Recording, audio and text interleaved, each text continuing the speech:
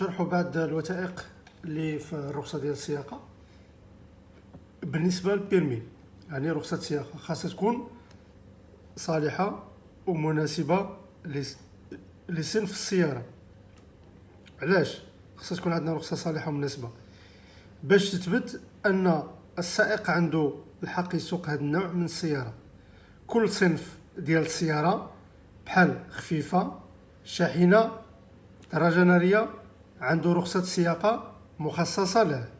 مثلا ميمكن تسوق شاحنة كبيرة برخصة السياقة العادية من صنف بي، خاصك تكون ديال الشاحنات صنف سي أو غيره. شنو هي العواقب اللي ما كانش الرخصة السياقة صالحة أو ما مناسباش للصنف؟ واحد، مخالفة قانونية كتعتبر مخالفة خطيرة. البوليس يقدروا يديروا لك محضر ويديروا لك السيارة للمحجز، يديو السيارة للمحجز. غرامة مالية تقدر توصل 3000 درهم أو أكثر حسب نوع المخالفة. سحب الرخصة أو توقيفها.